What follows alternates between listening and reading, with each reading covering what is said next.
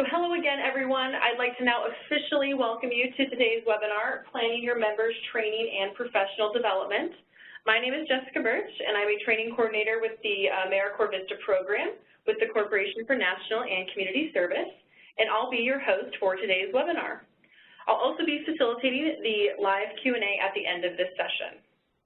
Also joining us are Rachel Raddick and Jenny Farrell from our partners at Education Northwest, who have helped to prepare today's webinar and will be managing the WebEx technology. You'll also see them in the chat and Q&A to help address questions that you may have during this session. I'd like to now welcome our main speakers today, Tiffany Anderson and Amanda Whitmore. I'm going to turn it over to them so they can introduce themselves and tell you a little bit more about themselves and their projects. Let's start off with Tiffany. Tiffany, tell us a little bit about yourself. Hi, everyone. I've been manager of national service programs at United Way for about 5 years, and I currently manage a team of 40 Vista members who United Way sponsors and places out in the community at about 35 partner agencies. So in my role at United Way, I've created an annual Vista training calendar for orientation and monthly day-long team meetings, coached site supervisors on supporting their individual members, and coached program coordinators on providing professional development sessions for their direct service AmeriCorps members. Thank you, Tiffany. Amanda, do you want to introduce yourself? Sure. Hello, and thanks for having me. I'm Amanda Whitmore, and I oversee the AmeriCorps Vista program at the Initiative Foundation in Little Falls, Minnesota. The Initiative Foundation has been an intermediary sponsoring organization since 2000. We currently have a dozen members, so much smaller projects than Tiffany. And then we typically host a summer project. This past summer we had just about 20 summer Vistas. I'm a Vista alumna, and so I see my time as a Vista as a really critical component of my education and my own professional development. Thank you, Tiffany, and thank you, Amanda. We're very excited to have you both here today with us. So what are we going to hope to cover in this session today? Well, first, we want to give you a brief overview of what the AmeriCorps Vista program provides to all Vista members throughout their service, and then what optional trainings we also provide. We're then going to talk with Tiffany and Amanda and ask them a few questions about what types of trainings or opportunities they provide to their Vista members. And then throughout this session and at the end, we definitely want to hear from you as well. We want to hear from you, your questions, your suggestions, things that have worked for you. This is really a chance for you to talk with one another, so we're very excited to have you here and to talk a little bit more about this topic that tends to come up a lot. So let's go ahead and dive right in. So Vista training basics. The AmeriCorps Vista program offers, the first thing that we offer to all Vista members who start service is pre-service orientation, or PSO for short. PSO addresses the terms and conditions and benefits of service, as well as the key programming principles of the Vista program. And we give that to all members as they start service. And we present PSO in two different ways. So your Vista member would attend PSO either in person or online. So the in-person PSO, which we also call PSO Classic, is sequenced over 3.5 days at a regional location across the country, and we have those at various months and times during the year. The other approach is our blended approach, or what we call PSO Blend, and that combines a variety of different learning modalities. So the first is the online capabilities of the Vista campus. We also do live webinars, face-to-face training at your site with OnSite Orientation and Training, which we'll talk about here in just a little bit. And then there are some self-directed action learning in the community that they will need to participate in and complete during PSO Blend. The PSO Blend is sequenced over 3 weeks, and it's done at their service site. Directly tied to PSO is the Planning Your Professional Development webinar. Sounds a lot like this webinar, but it's directed at Vista members. It's a required webinar for all new Vista members to attend after they finish PSO. And this webinar really helps your Vista members develop a plan for learning what they need to know in order to succeed for their Vista year. So in addition to what we require for training, the PSO, all Vista members attend that, we also have a number of optional trainings and courses that Vista members can take advantage of. The first of that is our webinars. So every month, the AmeriCorps Vista program offers webinars on a range of topics related to life as a Vista. So those webinars would be around living on the living allowance or how to use the education award. And then we also have another series called the Work Series. And those webinars are focused more on what it sounds like, the work that they're doing as a Vista member. So a few examples of those webinars are building a digital ad campaign or strengthening your funding search. So we record these sessions. We hold them every month and we record them, and we offer them also as webinars on demand. So if you have a Vista member who's unable to attend a live session, they can view any of these webinars on demand at any time on the Vista campus. We also offer 2 optional courses to Vista members, one on volunteer mobilization and one on resource development. The courses combine the training that they receive during PSO with live webinars, online discussion groups, readings, and various assignments.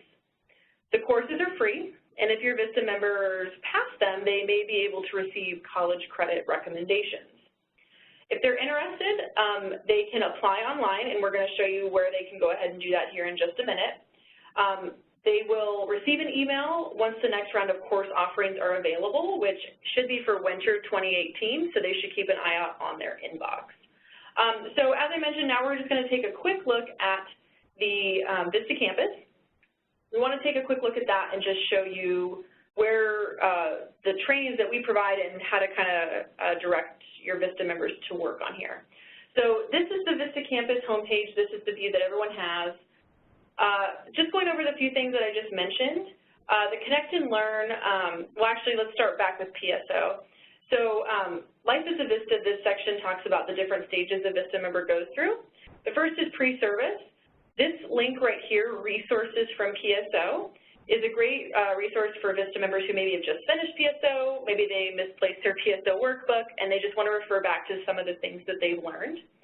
You can also feel free to take a look at their workbook, what they learned at PSO, so that you can have a conversation about it once they're on site. Then we get to the Connect and Learn tab, which is where you will find the webinars and the online courses, which is under this, this Learn tab right here. The first are the webinars. So if you click on webinars, you're going to see 3 different sections for Vistas, for supervisors, and for leaders. So if you go to the For Vistas section, it's going to look very familiar to what it looks like for supervisors, but we see a list of the upcoming webinars where they can register, as well as on-demand webinars. So they're split out based on category. So this is webinars for Life as a Vista, as I said, living on the living allowance. There's also managing your student loans, and then the work. So building sustainability, into a volunteer program, high impact volunteer recruitment, a lot of different things here for them to check out. And then last thing I want to touch on is the online courses. So this is where those online optional courses that they can take, that they can apply for. Right now there's the course application for winter 2018. And they also have a frequently asked questions section that they can ask questions if there's anything unclear about that application process. So these are just a few of the things that we provide. We're also going to attach links as we go through this presentation of other resources that we provide to you as a supervisor on the Vista campus. But we just wanted to show you a few of these things. So let me take this back to Jenny here, make her the presenter. So from there, we talk about now what we do and what the Vista program offers, but what about you and how do you factor into this? So you as their supervisor, you really have contact with the Vista members from day one. You know, they applied to you, you probably interviewed them, you recruited them, you let them kind of know what the vibe is going to be like, and they arrive on site at day one. It's their first day of service. And what that means and what your responsibilities are is around the on-site orientation and training, or OSOT. This is a key piece to a Vista member's success. An OSOT has to be engaging, it has to be well thought out, and it's really the foundation for what their Vista year is built on.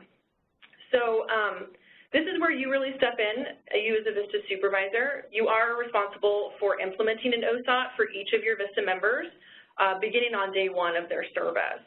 And during OSOT, this is where you will introduce your VISTA members to your organization and community, and also where you're going to sit down with them and talk to them about their VISTA assignment description and their year ahead. We have done a few webinars around OSOT and how to plan a successful OSOT and how to make over your OSOT. And we're posting those links right now. Jenny just did that. Thank you, Jenny, to those webinars because they do offer a lot of information about how to make your on-site orientation the best that it can be. We also have an entire section of the Vista campus dedicated to orienting your Vista members, and that link is going to be posted as well in the chat.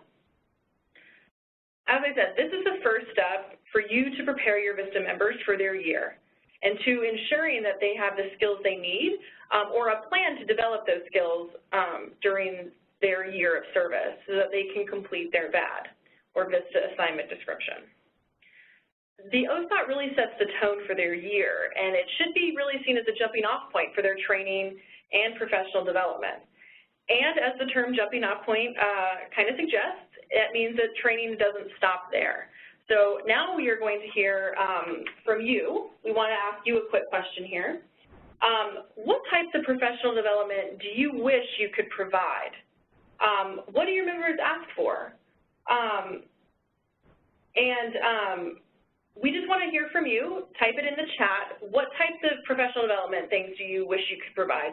Is there something that you've heard other projects do that you really envied that you want to do? Or do your Vista members always ask for the same thing year after year, even if it's a new Vista? Let us know here in the chat. All right, so it looks like we have grant writing, project management, time management. All right, other project management here. All right, public speaking. Public speaking is a big one. You know, that can be like a daunting task for a lot of people. Interviewing skills.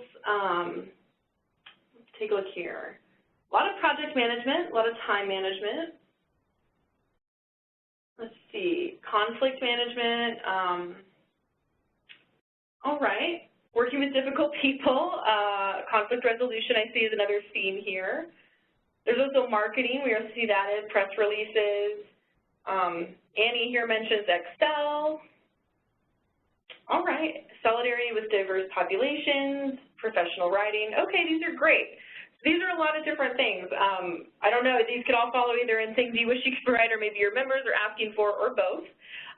So thank you for putting those in there. And this really goes in line with what a lot of you had said at the beginning of what comes to mind when we talk about professional development. So professional development, you know, a lot of people have said strengthening skill sets as well as limitations is what I think of when I talk about professional development.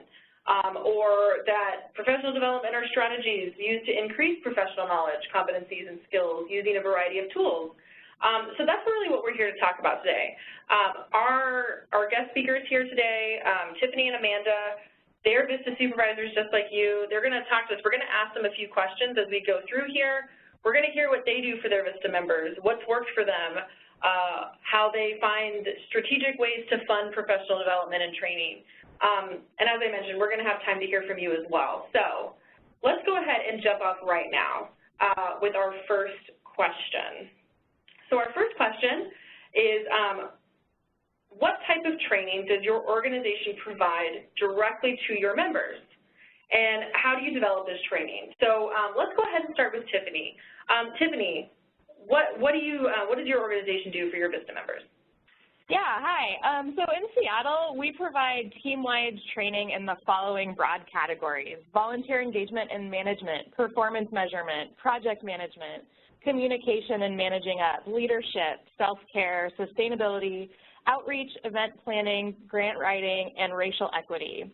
So where possible, we really try to bring in experts from the United Way staff to facilitate these sessions or participate in a panel on a given topic. And they're often there to offer their professional experience and advice to our members. And we also try and mix up the delivery model to ensure that all learning types are included in the training session. And we typically mix individual reflection or free writing with pair, small, or large group discussion, and mini lectures with visuals, and then wrap up with some sort of activity where the members are putting a new skill to practice in the context of their projects.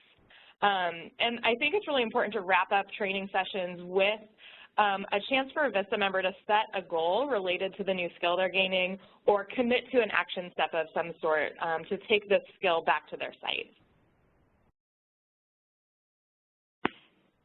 Thank you, Tiffany. So with that, you said that you try to mix, like, pair off reflection, individual reflections and free writing. How do you find that your Vista members like that? I mean, you've done this for a couple years, I think you've mentioned to me before. How does that work? I mean, your Vista members really get a lot out of it? I think what I'm trying to do there is make sure everybody's individual style needs are getting met. So some members really like that quiet self-reflection and writing. Other members need to talk it through. But what I found is if we dive right into a discussion right away, they often, there's that quiet nervousness. They don't want to participate. So giving them a chance either in small groups or through self-reflection to start thinking about a topic before they're asked to participate on it really helps me kind of get the group warmed up and ready to go. Thank you, Tiffany. Yeah, that makes a lot of sense. Not all of us learn or like to interact the same way, so that's good that you try to, make sure that it works for everyone's needs. That's wonderful. So what about you, Amanda? What type of training does your organization provide? Yeah, we gather Vista members monthly for day-long leadership and professional development training. Our trainings are developed and delivered mostly internally by me and focus on a blend of hard skills like grant writing, design thinking, meeting facilitation, to soft skills centered around emotional intelligence topics like active listening, self-awareness, feedback, and work styles. We also offer trainings on topics like self-care, specifically around mental health. Topics like equity and inclusion have emerged as really high priority training topics and a really critical area that our Vistas are beginning to need support in. Given that we're a rural project with our members spread across a wide geographic area, we dedicate a good amount of time at every training for cohort development to establish camaraderie and a support network between members so they can lean on one another through their service year. We survey our members at the beginning of their service term to assess their training needs and desires, and we really do our best to prioritize training content based on their feedback, mostly because Vistas tend to be a lot more engaged in their own professional development when they feel like the training content is customized to and meeting their needs and expectations. Thank you, Amanda. So the next question, Amanda, I'm gonna lob right back to you. I'm not giving you a break here. I have another question here for you. So what types of community partnerships have you created to provide member training? I know that some people had questions in here like, hey, I'm a small organization. I only have one Vista, like, are we gonna, is there any resources for me? So maybe how have you connected with other partnerships? How have you leveraged those in your community? Sure. So the Initiative Foundation is a regional convener, so we're really fortunate to have a strong network of partners. We regularly work with other nonprofit partners around the state that offer professional development trainings or workshops for free reduced registration for Vista members. Oftentimes you just have to ask to see if there are scholarships or if a Vista could volunteer in exchange for conference registration. Some organizations we've worked with include the Minnesota Council of Nonprofits and Minnesota Association for Volunteer Administration, and both of those also happen to be Vista sponsoring organizations. So on that note, I would recommend getting connected with the Vista sponsors in your area or in your state who may be able to lend some support to connecting your Vistas with training that they may provide or some that they might make available to their own members. Thank you, Amanda. Yeah, I think it's one of those things, like, just ask. As you mentioned, like, it doesn't hurt to ask. Like, we work with so many different people. Not one organization is an island. So I love that just ask. It doesn't hurt to ask and see if they can provide, a discount registration fee or if they can volunteer and then be able to attend some of the sessions.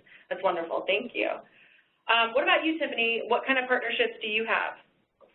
Yeah, like Amanda, we're really lucky at United Way. We're a convener regionally and also a funder, and so we have a really strong network of partner agencies who we try to routinely engage in providing member training. Specifically, we look for folks who can come in as issue-specific speakers based on a member's project focus area. So examples include bringing in somebody from All Home which is sort of the regional leader organization leading our collective action efforts around ending homelessness in King County. And so they've come in to talk about the state of homelessness in King County and what we're really, facing and dealing with as service providers. We've brought in school district speakers to address LGBTQI service provision and other community partners who can help train our members in institutional racism and cultural competency. And then when we can, we really try and bring in our Vistas themselves. In particular, some of our Vistas are actually, their projects are developing curriculum. So we've had members come in to deliver trauma-informed care training, self-care training to our members, and that really gives them a place to practice in a friendly audience their skills. Thank you, and I love that last piece that you said there, Tiffany, about self-care. I think, we kind of forget about, sometimes we forget about ourselves. We forget to take care of ourselves. I think that's really great that your organization is implementing that and making that a priority, like, hey, we know that the job you're doing it can be stressful, and, you need to take time for yourself because that's the only way you're going to be able to be a great Vista. So I think it's great that you really incorporate also like a personal level into your training. That's really great, and I'm sure your Vista members love it. All right, so now we're going to go back to you. We want to hear from you. So what training resources have you found within your community? You can put them in the chat like before, just put it in the chat. What training resources have you found? Maybe, as Tiffany mentioned, she has like All Home. She gets speakers from All Home to assist. Maybe it's another partner organization, or maybe you've been in touch with your state office and they've hooked you up with another organization in your area and you kind of switch trainings with them.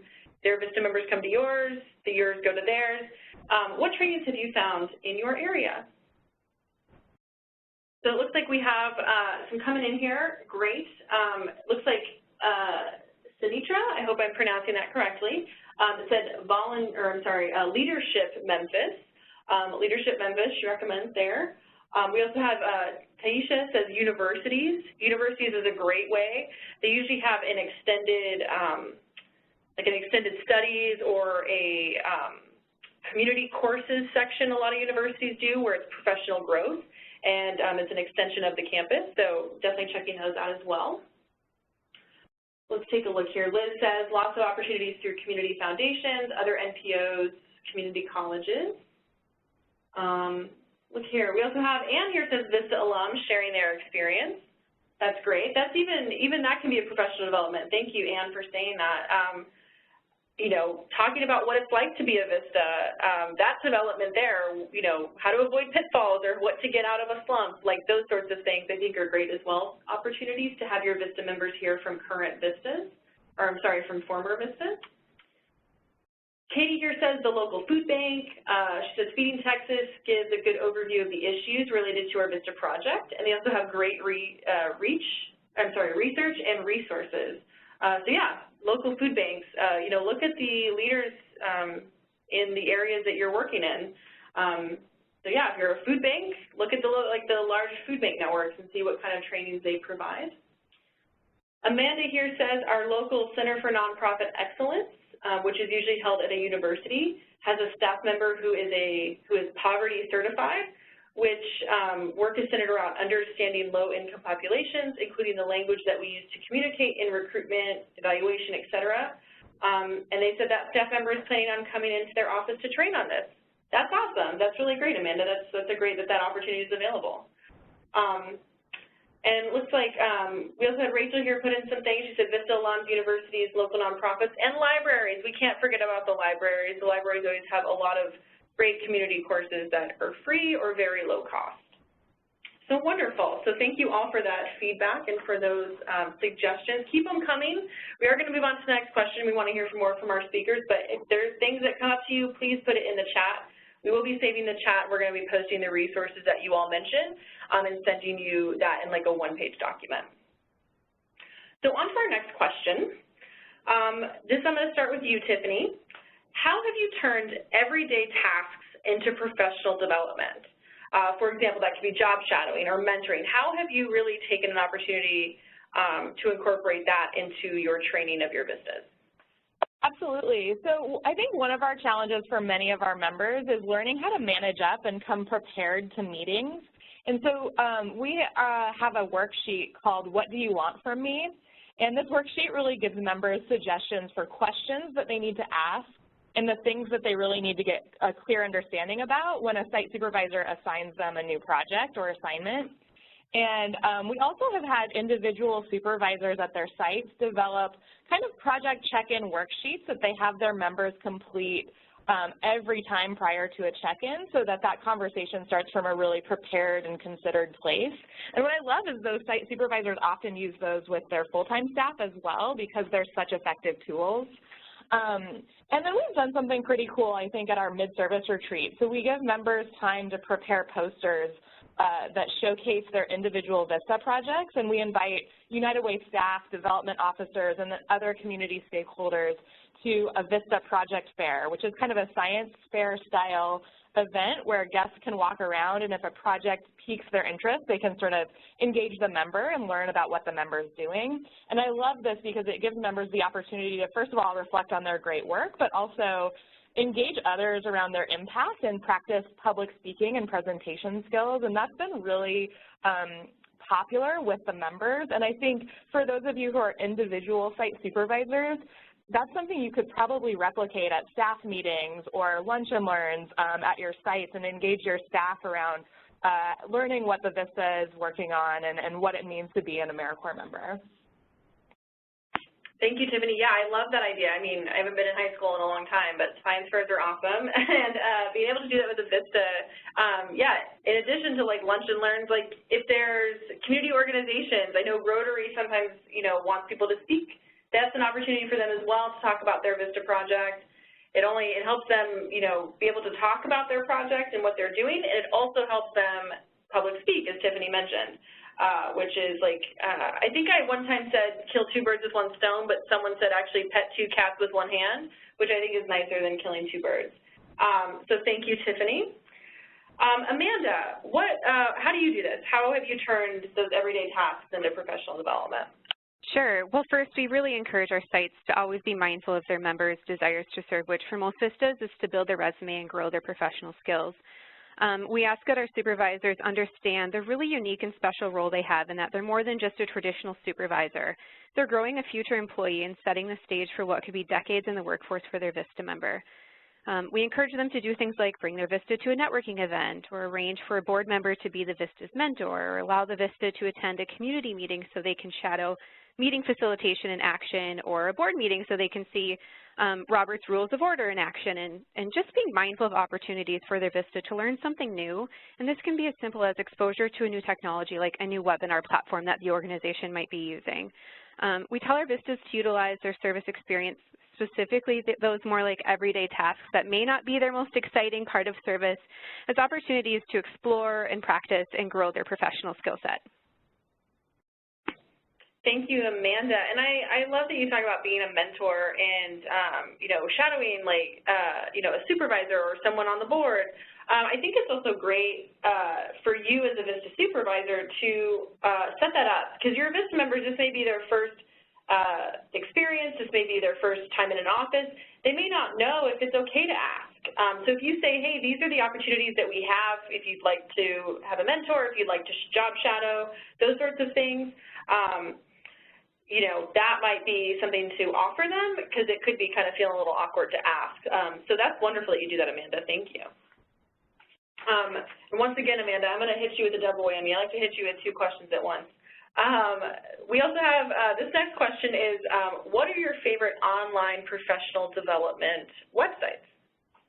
Yeah, so TED Talks are a great way to supplement professional development trainings, and that's a really familiar format for most members, and they seem to appreciate it. It also takes the burden off of us to fill as much time, and we can supplement with those TED Talks. We also like Brene Brown, the Behavioral Science Guys, and Vital Smarts videos and resources that are really accessible and available online at no cost. We're fortunate here at the Foundation to have access to our own online learning platform that we developed for nonprofit professionals, which has been a really great support for our Vistas and their host sites with trainings on things like volunteer management and board development. This is a free resource, and I welcome you all to check it out and feel free to use it. You can find it at www.ifoundtraining.org. I love that name. It's so easy, ifoundtrainings.com. Thank you, Amanda. What about you, Tiffany? What are some websites that you really like? Yeah, I want to give a shout out to artofhosting.org, and they're an organization out of Portland, and I attended one of their training sessions in person and brought back a lot of great facilitation practices and ways of engaging others, delivering information and debriefing. So for those of you who are running team-wide projects, I think it provides a lot of tools for different ways to engage members. And what I love about them is, and I hate to say this under the current format, but they are anti-PowerPoint, anti-presenter, and anti-panelist, and they really build their approach around the idea that the right people with the right expertise are in the room at any given time to solve any given problem. And what I love about this approach for Vistas in particular is that it helps them build their confidence around what they have to offer. And the other thing I would say about the Art of Hosting folks is they have a ton of resources listed on their website in terms of books and other kinds of strategies to use and to engage people around a topic or a question. Thank you, Tiffany, and probably the first ever shout out on a webinar for not using webinars. I think they'll love that. Thank you, Tiffany. So thank you for all those resources. What about you all? We want to hear from you now. What are some websites that you found useful? I know for the registration data and from in the chat and from the start-off question that a lot of you had mentioned that, hey, I have Vista members in a lot of different areas, and professional development websites are a great way to connect, to allow your Vista members who are in a lot of different areas that you can't maybe get together in one space to find the same types of training. As Amanda mentioned, she has Vista members in a lot of different areas in Minnesota. So using professional development websites may be a key thing. So what are some professional development websites that you have found useful? Put them in the chat. As we had mentioned, Tiffany recommends Art of Hosting. Amanda mentioned ifoundtraining.org. And I know there's been some questions. Will we be sending all these links to you? Yes, we are not expecting you to memorize all of these links. If you can, that's awesome, but we're definitely going to send you this. So let us know in the chat what are some professional development websites that you have found useful. It looks like Jordan here says, Jordan here put gcslearnfree.org. He put the link, or he or she put the link in there, I'm sorry, in the chat. We also have foundationcenter.org that was recommended there by Anne. So keep putting those in there. As we said, we're going to copy the chat so you don't have to remember all of this. We're going to compile all of these great things for you. We're now going to move on to our next question for our speakers. And that question is, what creative ways have you found to fund professional development? So Tiffany, this one's for you. Funding can be tricky sometimes, so how have you been creative with that? Absolutely. You know, when we can't afford a trainer and members have expressed a need for a particular topic, we try and find a strong book to work from to build our own training sessions. And so I want to acknowledge that that's kind of time-consuming up front, but what it's allowed us to do is build some really strong member-centered curriculums that have been really well received, and then overall we have them to deploy with future teams. So a couple of books that I highly recommend. Project Management for the Unofficial Project Manager. That's been really successful. I think it perfectly describes a lot of our Vistas and their roles at agencies. A ton of our AmeriCorps, Life After AmeriCorps training comes from a book called Jobs That Matter, Finding a Stable, Fulfilling Career in Public Service. And with these, when we're working with something like a book, I really am trying to identify our learning goals and then work backwards to simplify and summarize the information that's provided. And again, build activities that give members the opportunity to practice whatever skills they're learning in the context of their projects. Other books that I highly recommend are Fierce Conversations, which is about direct communication, which I think many of our members struggle with. And then another great one is Thanks for the Feedback, and that's about both giving and receiving feedback.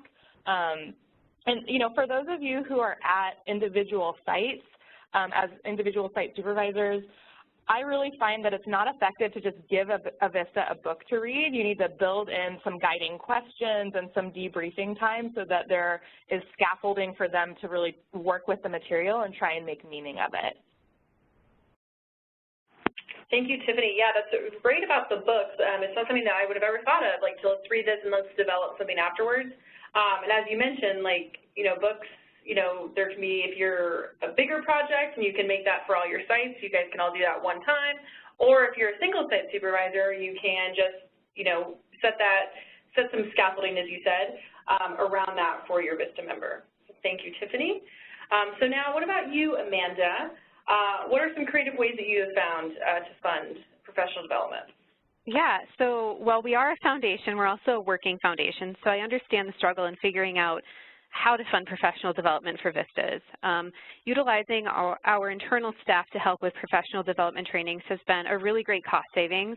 Most of your fellow staff have experience in one area or another, from grant writing to marketing, and could probably develop a training with very minimal prep time.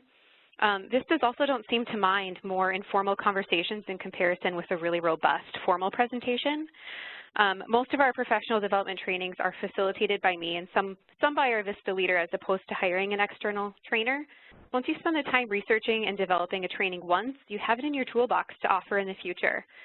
Like Tiffany, we also have our Vistas participate in developing and leading trainings, which is a great opportunity for them to practice their presentation and facilitation skills, and what we try to make is a really supportive environment for them. We have also occasionally leaned on in-kind support from our networks and community members to offer professional development training. So, for example, our Vistas a few years ago were interested in learning about budgeting and investing, and that's way outside of my skill set. So we asked a local financial planner if he'd be willing to come in and volunteer his time to speak to our Vistas, and he was actually really grateful for the opportunity to do that. In most cases, if you take the time to explain to someone who Vistas are and what they're doing in and for the community, they're willing and really grateful for the opportunity to engage with your Vistas. I love that, Amanda. I love that just people in the community that are willing to volunteer their time, they have a special skill set. That's wonderful. And as you mentioned, they're just really grateful to do it. The impact that your organizations are doing and the impact that America Vista is doing is great, and that's a great way to say, hey, you know, my Vista members they're doing this kind of work. Would you be willing to train them? And, you know, maybe if there's multiple Vistas in your area, but maybe not at your organization, maybe there's a way you can collaborate with those other supervisors and have one big session and have someone come. That's wonderful. Thank you both for that. So our next question, and I think it's our last question we have here for you. We have two more questions here for you. So this is a question for Amanda. Once again, I'm seeing you double whammy. What advice would you give to a new Vista supervisor around professional development? What's something that you would recommend to them? Yeah, the first thing I'd say, and this is a hard lesson for me, is just to acknowledge that your trainings aren't always going to please everyone, and that's just because people have diverse backgrounds and experience, so your content will naturally land differently with everyone, and just know that on the front end and don't get too defeated by that. I also wouldn't underestimate the value of offering professional development training to your Vistas, as it's a really powerful tool for recruitment and retention and ensuring that their Vista project is successful. Investing in your Vista generally deepens their commitment to service, and the likelihood that they'll fulfill their service term and in the end can actually save you time and energy, because most of us know how time-consuming and frustrating early terminations can be in recruitment to replace a Vista for everyone involved. If you offer professional development training, I'd celebrate it and advertise it as part of your member recruitment strategy, as it's a really attractive incentive for members. If you don't have the resources to support trainings, you might consider that as an opportunity to write a grant or perhaps engage local sponsors in providing financial support to fund trainings because, you know, growing future workers and local leaders is something we all care about, especially in a time when boomers are rapidly exiting the workforce and other leadership positions. And so, you know, your towns and your cities, no matter how big or how small, really ought to be thinking about succession planning. And supporting Vistas is a great way to grow and retain that next generation of workers and local leaders. Thank you, Amanda. All right, Tiffany, what is one piece of advice that you would give a new Vista supervisor around professional development? So I really think professional development should be individualized as much as possible, and it's really helpful if members are given the opportunity to reflect with you on their own professional development goals so that then you can try and help them achieve those goals and then also fill in any other gaps that you've helped identify. And so I think for this reason, good professional development starts with having a strong relationship with the individual member, open pathways of communication, trust, so that you can really help them identify the strengths that they have to build from. I know that so many member challenges arise from a lack of communication or a Vista really feeling a lack of confidence in their own abilities, worth, uncertainty that they might have about how to take next steps with their project. And so in these moments, I really try and ask a lot of questions to understand where they're coming from and help coach them in their approach so that they're having practice in identifying options for how to move forward and then choosing the best one.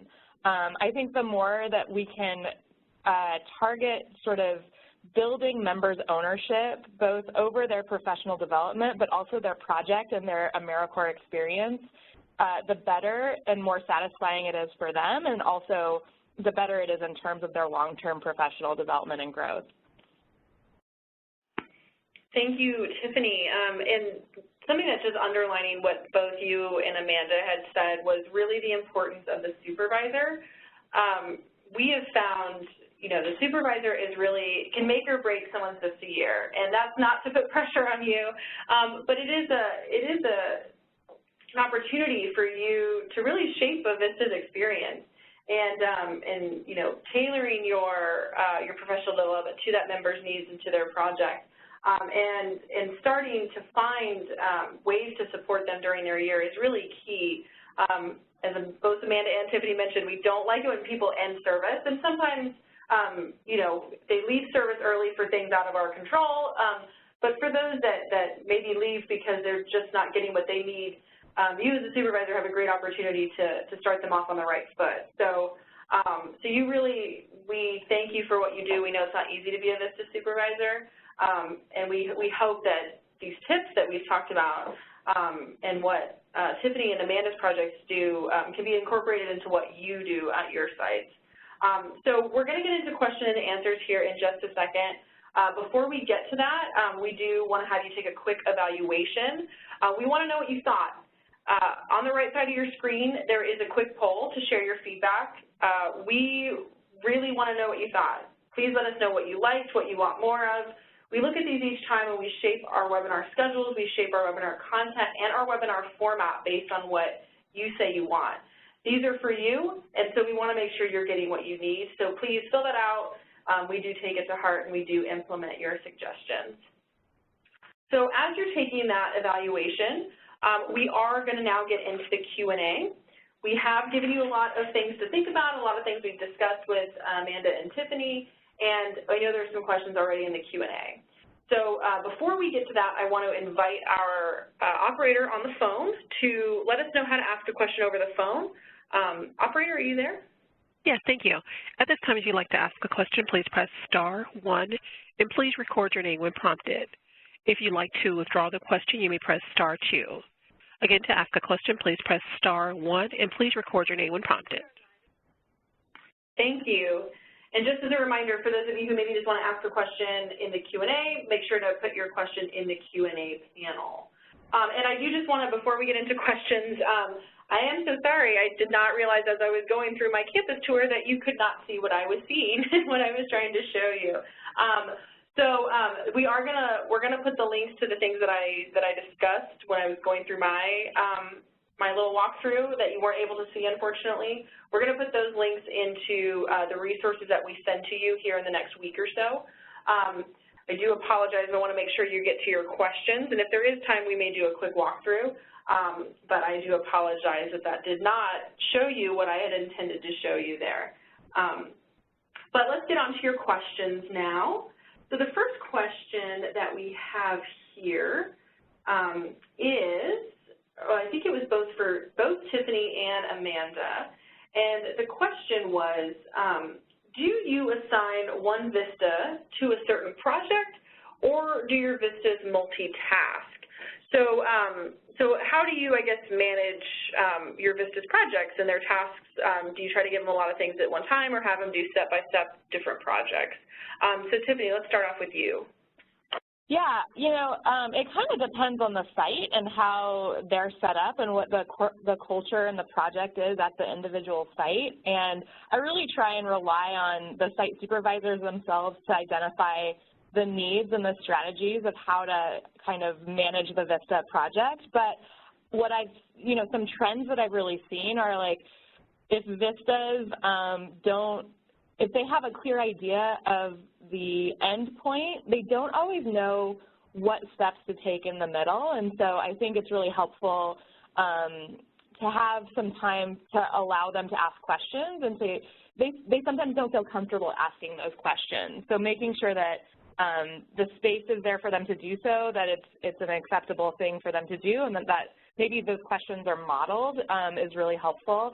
I think most of my Vistas prefer to have more to do, more on their plate, so that they can learn how to prioritize and multitask. And so I am a fan broadly of giving them a lot to work on. I like it. Give them all of it. No, I'm totally kidding. Don't do that.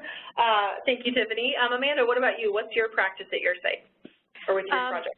Yeah, a lot like Tiffany. It's also really site dependent.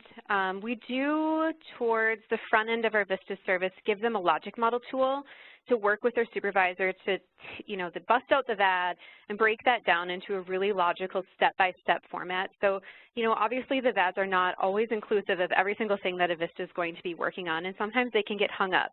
So having them work through a logic model helps them identify how to get from point, you know, A to B and C, and then identify any subsequent resources or trainings or tools they might need to be successful in doing that. So that seems to be like a really helpful format for them to break the VAD down in a way that's not threatening, but also gives them plenty of work to do in that process.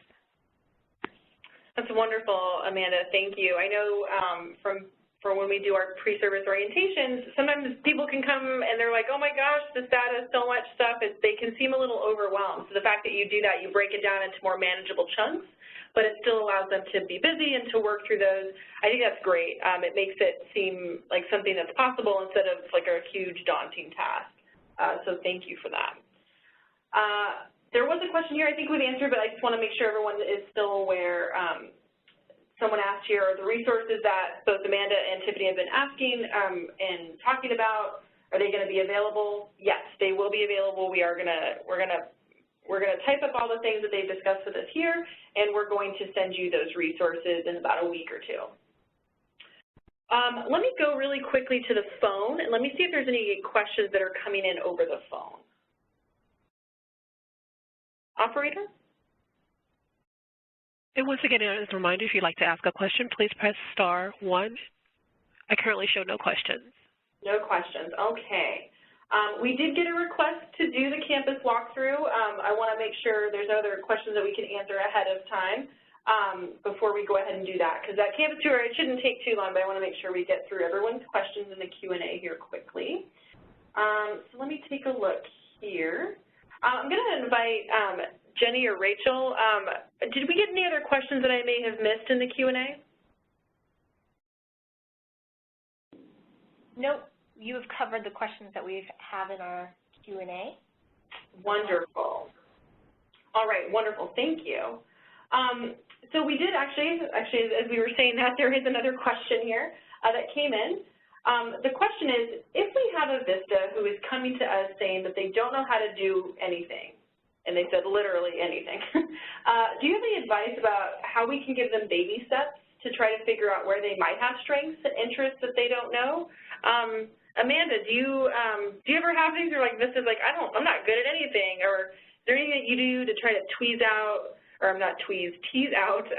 what hidden strengths they may have? Yeah, great question. So my first piece of advice is just to make sure that whoever you're recruiting is a good fit for the project. So making sure that they see the VAD on the front end and that they, feel confident about accomplishing, each individual, task on that VAD.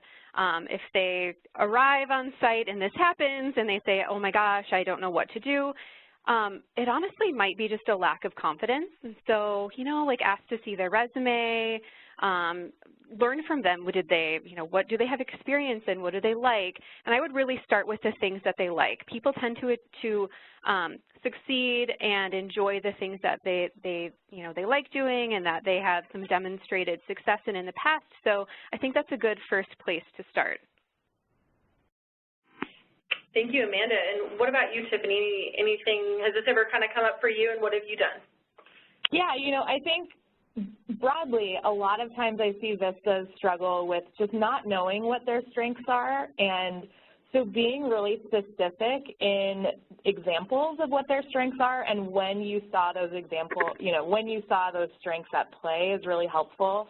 I listened to a management podcast called Radical Candor, and it's about, again, having clear, direct conversations in the workplace, but from a management standpoint. And one of the things that really changed my life was this particular session about how we prepare to give compliments. And the speakers posed this question, like, how much time do you spend preparing when you have to have a difficult conversation with somebody about performance? And I think we all spend a lot of time thinking about how to provide constructive feedback. But then they ask, how long do you prepare when you're going to compliment somebody on their work? And I don't think many of us do that very intentionally. And so their point was, preparing to help your direct reports have a clear idea of what's going well and what you appreciate about them. It helps them stay engaged. And I think especially for Vistas, when they're struggling with cost of living and Vista stipend, that can be one of the most valuable things in building sort of their commitment to a Vista assignment. Thank you, Tiffany, and thank you, Amanda. So we did get another question in here. It was, does anyone have any suggestions for training Vistas on business communication manners with peers and their managers? So thank you for that question. I can tell you from Vista what we provide. I know that we provide in our series, like our webinar series, we do have a webinar called Managing Up, which is we're going to be doing here, I think, in the next month or two. So Managing Up, and it is working with your supervisor, ensuring that expectations are met, advocating for yourself, those sorts of things. We're also going to be doing a webinar tomorrow for Vista members around how to plan like successful meetings. It kind of talks about like etiquette for that. So those are a few kind of items that we talk about. Now, I know you also put in here manners with peers and their managers. I guess Tiffany and Amanda, Tiffany, we'll start with you. Is there anything, how do you, I guess, set the expectations, or how do you, when Vista members come in, how do you set those expectations of this is what's expected of you here, you should be on time, this is how you let us know X, Y, and Z. How do you start that off with your Vista members? We try and go over, we have a really strong member service agreement that lays out those expectations and norms. And then kind of what I hear also in this question is really about, like, how do you prepare and coach folks to, like, write professionally and speak professionally? And those are harder and more ongoing projects. Before I started running this Vista program, I assistant directed a writing center at a university, and so I'm a big fan of the rhetorical triangle, and I teach it to all my members. So that's the 3 things you need to consider whenever you sit down to write something. So the purpose, the audience, and the genre. And the genre helps them figure out what format it needs to be in, what are the, for business writing, for example, what are the formal expectations, and that's been really useful for my team to learn. I think the other thing that helps, two things, when I've had difficult members that needed some support with professional communication, two things work really well. One is having them observe me maybe in a meeting or in another scenario and watch how I communicate and give them guided questions and then debrief with them in terms of what they noticed.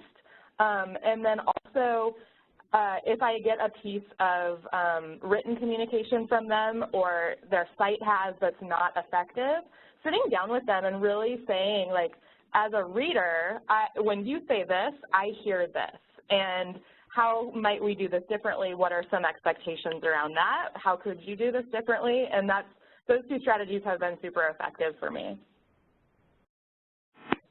Thank you, Tiffany. Yeah, you did tease out that a little bit even more about communication, writing, business writing. Vista members, there are a lot of resources online about how to write and those sorts of things, so check those out and check with your local universities and other resources because they do have business writing classes out there, and it could be one of those opportunities for your Vista members to ask, you know, hey, can I get a discount or anything like that, if that's something that you feel would be beneficial to their development. And Amanda, any thoughts from you as well on that, and how do you do that? Yeah, so just like Tiffany, we have a really robust member agreement. We call it our What to Know Before Beginning Service form that really identifies those expectations for Vistas and the host site and what they can expect of and from us. So I really recommend that you have something like that in place. We set the stage by one of the first trainings that we have for our Vistas, having a Professionalism 101 training, and just in really non-threatening terms, talking about business etiquette and, you know, what to wear and, you know, just a diversity of those professionalism topics, because for a lot of people, if this is their first professional experience, they might not know what the expectations are. So it's really our job to provide that support, and I think the earlier the better. Thank you so much. And actually, as you said that, they don't know, and it's you know, the whole I don't know what I don't know. And there were some people in this registration who said, I don't know what I don't know. So think about how your Vista members, they might not know, as Amanda said, this is a first opportunity for them perhaps around professional etiquette in the workplace and those sorts of things. So keep that in mind and help them out as best you can. I do want to be cognizant of the time. It is 3 p.m. and I do want to respect that you are very busy people. So what we're going to do is we're going to close out the webinar.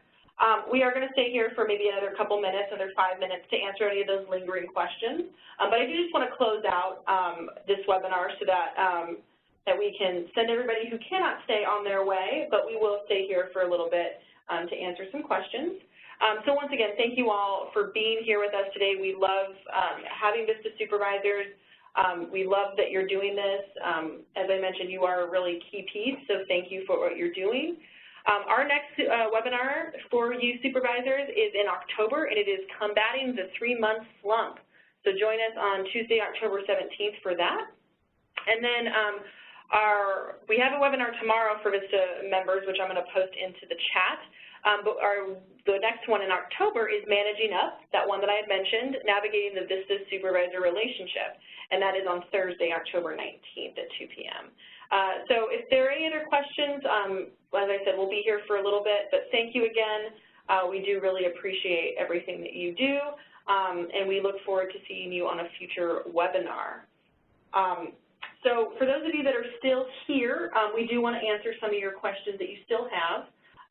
There is a question, and Tiffany, I think this one's for you. Someone asked, what is the name of the podcast that you had mentioned? It's called Radical Candor, and it's also, let me see, it's by Kim Scott. She's the lead sort of person, and she's also put out a book of the same name. Okay, wonderful. Thank you. I'll send that to them right now. So let's take a look here. I do want to go really quickly to the phone, just in case there's any questions over the phone. Operator, do we have anybody waiting for us? I show no questions. No questions. Wonderful. All right. So there is another question here around, someone here asked, what advice would you give a Vista supervisor who's having I guess, who, this is probably not their main job is not to manage the Vista program. So balancing, you know, the supporting of the Vista members, getting them what they need, but then, you know, also balancing the other work that they have. Do you have any strategies or how have you found to manage this if you're in that position or your sub-sites? So Amanda, let's start off with you. Yeah, I would set a regular meeting with a Vista member. We recommend weekly with our sites, at least weekly. Really request that the Vista thoughtfully prepare for that so you can really effectively use that dedicated time together. And then just set up some boundaries. You know, if your Vista is coming in and disturbing you 15 times a day and that's being really disruptive to your other work, just saying, hey, you know what, between 9 and 9:30 and 1 and 1:30, these are really great times for me. If you need something or whatever, unless, of course, it's like emergent. So still being available, but setting some boundaries just to make sure that the Vista supervisor can effectively do their other work, because I think for most Vista supervisors, they are balancing a lot of different things. So just setting some expectations, still being available and accessible for support, but again, you know, just creating those boundaries so you have a little bit of your time as well. Thank you, Amanda. What about you, Tiffany? I really appreciate this question, and I really empathize with the person who's asking it. We see this a lot with our site supervisors, and so it is something that comes up because this is the nonprofit sector, right? And we all work super hard. And I appreciate Amanda's comments about balance. And I think from my perspective, it's the more time you put into sort of the Vista, establishing your relationship with the Vista up front, being thoughtful about their first project that can really build their confidence and success. Over time, you can then sort of delegate more to them and step back a little bit as they've sort of developed a stronger sense of independence with their work. And I think, you know, in those moments, it's important up front because the less time you make for your Vista, the more potential it is going to turn into a bigger problem, and those take lots of time to manage, right, for all of us. And so I know it's super hard. I also, I have had to personally in my life develop some like, what has to be A+ work and when is a B+ kind of work okay? You know what I mean? And so being able to make those sorts of priorities, prioritization of your work, it's a hard thing to do.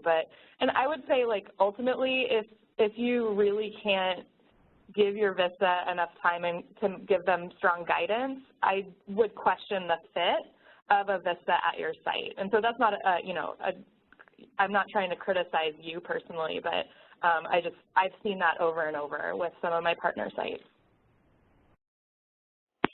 Thank you, Tiffany, and thank you, Amanda. So it looks like we've gotten through the questions. I'm going to go one more time to the phone. Are there any questions over the phone, operator? I show no questions. Okay, great. As I said, I do want to respect your time. We are a little bit over. We are going to, due to the fact that we couldn't get the campus tour to work for you, I don't know what was going on with our WebEx, so I apologize. We will be, I'll post the links in the document that we're going to send to you. I'll make sure that I put the links and how to get there to those sites for the online courses, the webinars, and the PSO resources. I'll make sure to put those in there so that you have them. If there are any questions, just please let us know. You can contact us at vistawebinars@cns.gov. So I'm going to close this out officially again here today. I want to thank you all again for sticking with us. Thank you to Tiffany and Amanda for your great work and for the things that you're doing for your Vista members and for sharing that with our Vista supervisors here. And thank you to Jenny and Rachel who are making things work on the back end. Thank you all. We are going to see you all next month in October. Have a great rest of your day and a great rest of your September. And thank you again.